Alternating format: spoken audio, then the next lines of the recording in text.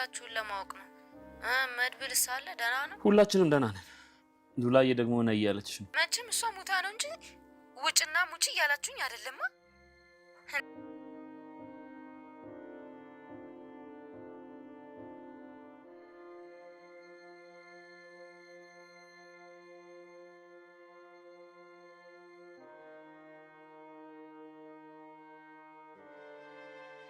የሁሉም ሰው አባት ደግሞ አዳም ይባላል። እሺ ሞቷል አይደል? ይኸውልሽ እናቴ፣ ሁሉም ሰው ይሞታል። እሺ አንቺ ደግሞ ማወቅ ያለብሽ መጀመሪያ የሚሞተው አያት ነው። ከዛ በኋላ እናትና አባት ይሞታል።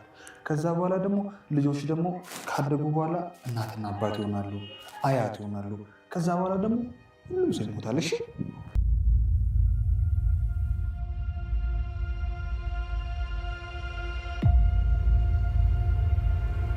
እናቷን እያሰብሻለሽ? እንደዛ እኮ ለማለት አይደለም። እሺ ታዲያ ቆይ ምን ይሻላል? ትምህርት ቤትም አትሄድም። እቤት ስትውል ደግሞ የተጨናነቀች ነው። በዛ ላይ ጥያቄው አራሱ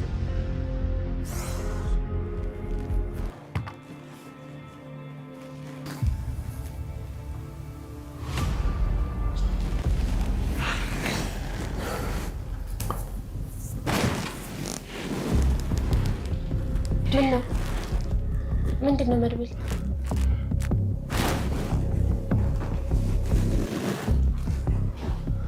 ምን ሆነክ ነው?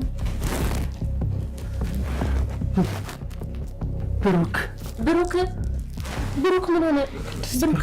ብሩክ ምን እኮ ምንድን ነው? ሰላም የቻናል ቤተሰቦች በያላችሁበት የዓለም ዳርቻ ሰላማችሁ ብዙ ትርፍርፍ ይበልኝ። እንደምን አላችሁ? እንደምን ቆያችሁልኝ? ነው ዛሬ በክፍል 97 ተመልሼ ከች ብዬላችኋለሁ። ታዲያ አብራችሁን ስትቆዩ ለዚህ ቻናል አዲስ ከሆናችሁ ቻናሉን ላይክ፣ ሼር፣ ሰብስክራይብ ማድረጋችሁ በፍጹም እንዳይረሳ። በቀጥታ ወደ ቪዲዮ አልፋለሁ። እኔ እጅግ በጣም ተሰምቶኛል እውነት ለመናገር ምክንያቱም አሁን ለምን እንደሆነ ታውቃላችሁ? ብሩክ እንግዲህ እዚህ ድራማ ላይ እንደሌለበት 100% በባለፈው ነግሬያችኋለሁኝ፣ አረጋግጬላችኋለሁ። ምክንያቱም እሱ በራሱ ቻናል ላይ የተናገረው ነገር አለ። ምሳሌ ጋር አልወጣሁኝም፣ ይሄንን ነገር ካሜራ ፊት ሆኜ ባልናገር ደስ ይለኛል። ነገር ግን ምሳሌ ላይ መቼ እንደምመለስ ወይም በየትኛው ክፍል እንደምመጣ አላውቅም ሲል አስተባብሎ ነበረ። ግን ያው ሙሉ በሙሉ ከዚህ ድራማ ላይ መውጣቱን የሚያሳብቅ ነገር ነው ማለት ነው። ምክንያቱም እንደዛ ባይሆን ኑሮ ካሜራ ፊት ላይ እንዲህን ነገሮች አልናገርም ሊል አይችልም ነበረ።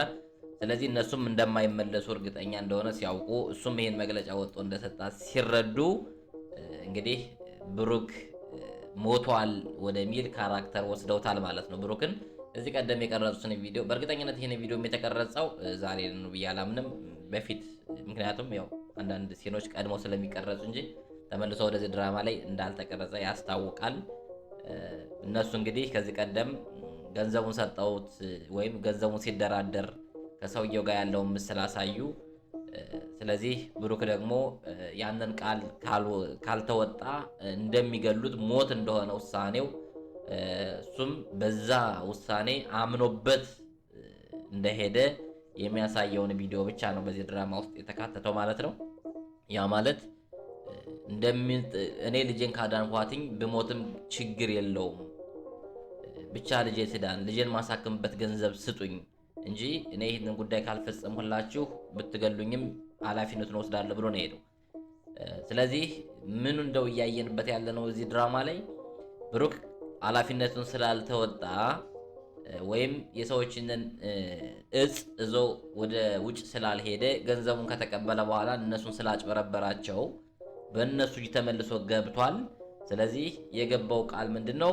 እስከ ሞት ድረስ እንደሚያስቀጣው አምኖበት ስለገባ ብሩክ ሞቷል በሚል ሊያጠቃልሉልን እንደፈለጉ ያሳያል ማለት ነው። እኔ በዚህ አልስማማም። እኔ ብሩክ ከሚወጣ እንዴ ማህሌት ብትወጣ ይቀላል እውነት ለመናገር።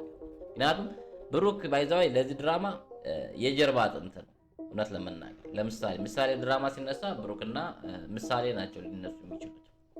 ስለዚህ ለምሳሌ ድራማ ብሩክ የጀርባ አጥንት ነው። ከብሩክ ጋር የክፍያም ችግር የምንም ችግር ካለ እንደምንም ተስማምታችሁ ብሩክን ወደዚህ ድራማ መመለስ ለእናንተ በጣም ጠቃሚ ነው ብዬ አስባለሁ እንደ ምሳሌ። ምክንያቱም ምናልባት እናንተ ያው ዳጣም ጎን ለጎን ስላለ የተሻለውን ነገር መርጣችሁ ልታስቀጥሉ ትችላላችሁ። እኔ ብሩክ ከሌለ ግን በዚህ ድራማ ውስጥ ምሳሌን አቋርጣችሁ ወደ ዳጣ ብቻ ብትቀጥሉ በጣም ደስ ይለኛል።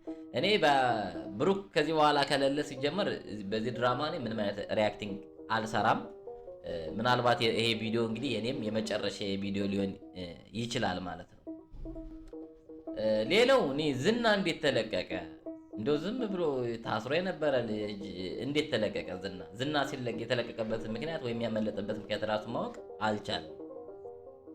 እንዴት ነው ዝና የተለቀቀው? ጎበዝ ተው እንጂ አንዳንዴማ መቀለጃ አታድርጉን። ተው እኛ ኦዲየንስ ሲባል እኮ እናንተና ክብረን እኮ ነው እኛ ጊዜ ሰጠን እኮ የምናያችሁ እንዴ። ሰው ሲያከብራችሁ ሰው አክብሩ እንጂ። ዝና እንዴት ተለቀቀ? እንደዛ ታስሮ በሰንሰለት ታስሮ የነበረ ሰው፣ ቤት ተዘግቶበት የነበረ ሰው ዝና እንዴት ሊወጣ ቻለ ከዛ ቤት? አንድ እሱን ግልጽ አልሆነልኝም። ሌላው አሁን እንደገና የሚያሳዝኑኝ ያው ሞገስና ሉላ ናቸው። ከዚህ በኋላ ዝና ተፈታ ማለት አሁን የሞገስና የሉላ ህይወት እንግዲህ ድጋሜ ተመልሶ ተበላሸ ማለት ነው። በዚህ ደረጃ የያዙትን ሰው ህይወታችን ይበላሽ ብለው ለቀቁት ብትሉም አይዋጥልን እውነት ለመናገር በምንም ታም። ሲቀጥል ብሩክ ሳይለቀቅ ብሩክ ያለበት ሁኔታ ሳይታወቅ ዝና መለቀቁ አይዋጥልኝም። በዝና መለቀቅ እኔ አሁን አልተስማማሁም በምንም ታም። ሌላው መርዞ ነው። መርዞ እንግዲህ ምሳሌ የተቆሙበትን ደላላ መቼም እስኪሞት ድረስ መደለል ነው። እንደው ደላላ ማይደልለው ነገር ምን አለ? ኮሚሽን አምጡ እያለ ነው። ቢያንስ ለዚህ ቤት ፈን እየፈጠረ ነው ከዳጣ ቀጥሎ። ሌላው ቅድስት ነች። ቅድስት እንግዲህ ምሳሌን ገጠር ይዣት ልሂድ ከቤተሰቦቼ እያለች ነው። ምክንያቱም ቤት ተቀምጣ ስትውል አባቴ ታለ ብላ እየጠየቀች ነው። አጎትሽን ጠይቂ ትላታለች። አጎትሽ ደግሞ ቅድስትን ጠይቂ ይለኛል። ስለዚህ አባቴ ያለበትን ሁኔታ ልታስረዱኝ ይገባል የሚል ጥያቄ ማንሳት ጀምራለች። አንዳንዴ የህፃናት ጥያቄ እስከ ጫፍ ጥግ ድረስ ስለሆነ በጣም ያስጨንቃልና ከነዚህ ጥያቄዎች እንድታርፍ ገጠር ይዣት ልሂድ እያለች ነው።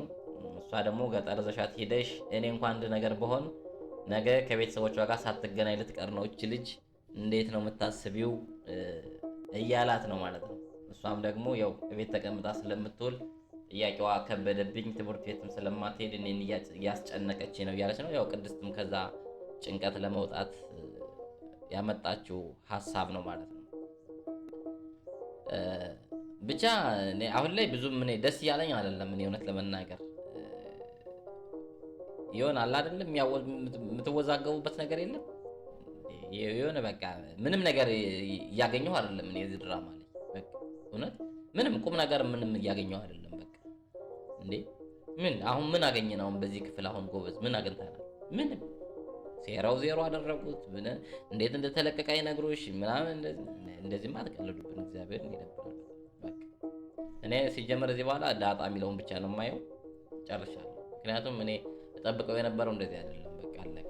ብሩክ እዛ ህይወት ውስጥ እንደምን ብሎ ወጥቶ ቅድስት ጋር ቀጥሎ ስንት ህልም ነበረ ይመሰላችሁ ማየት የምፈልገው የነሱን ህልም። ስለዚህ ከዛ ወጥቶ ተመልሶ ቅድስትን አገብቶ ማህሌት በቅናት ርርድብን ብላ ወይ ማህሌት ሌላ ጨቋኝ የሆነ ባላ ገብታ ስትጨቆን ስትንገላታ እዛ በኋላ እንዲህ ስትበድለው የነበረውን ትዳሯን ተመልሳ የምታመሰግንበት ምናምን አይነት ሙቪዎች ማየት ፈልግ ነበር። ግን እነሱን ነገሮች ማድረግ አልተቻለም። እኔ ደራሲ በሆነ ኖሮ አሳያችሁ ነበር። እንግዲህ ምን ይደረጋል ጋይስ። ለማንኛውም ቻናሌን ላይክ፣ ሼር፣ ሳብስክራይብ አድርጉልኝ። ምናልባት እዚህ በኋላ በራሴ ስራዎች በራሴ ድራማዎች የሚመጣ ይሆናል። ከሪያክቲንግ እወጣለሁኝ ብሩክ ከሌለ ምንም ስለማንሰራ ከዚህ ቤት። ሌላው ግን አሁንም አጥብቄ የምናገረው ለዚህ ድራማ የጀርባ አጥንት ብሩክ ነው። ብሩክን ምናልባት በራሱ ዩቱብ ቻናል መስራት ህልሙ ኑሮት ራሱ ገዝቶ ከሄደ ዛት ኦኬ። ከዛ ውጭ ግን እናንተ የክፍያ የምናምን ችግሮች አለመግባባቶች ካሉ ብሩክ ጋር ተነጋግራችሁ ተግባብታችሁ ወደዚህ ድራማ ብሩክን መመለስ ያስፈልጋችኋል ለማለት ነው። በተረፈ እንወዳችኋለን፣ እናከብራችኋለን። እስከዛሬ አብራችሁን ስለነበራችሁ ያው እንግዲህ የኛም መሰረት ናችሁና ምክንያቱም ሪያክቲንግ ብናደርግበትም በዚህ ድራማ ላይ እናንተን የወደደ እናንተን የፈለገ ሰው ጭምር ስለሆነ እኛን ቻናል ሳብስክራይብ ያደረገው እናንተን የወደደ ሰው ስለሆነ እኛንም ቻናል ሳብስክራይብ ያደረገው አብራችሁን ስለነበራችሁ እጅግ ከልብ እናመሰግናለን። እንወዳችኋለን። ቀጥሉበት ለማለት ነው። በተቻለ መጠን ብሩክን መልሱት እንላለን። ለዛሬ እንግዲህ ያዘጋጀሁላችሁ ቪዲዮ ይህን ይመስል ነበር። ቀጣይ በሌላ ፕሮግራም እስከምንገናኝ ድረስ በያላችሁበት የዓለም ዳርቻ ሰላማችሁን ይበዛ ተመኘው። ባይ ባይ።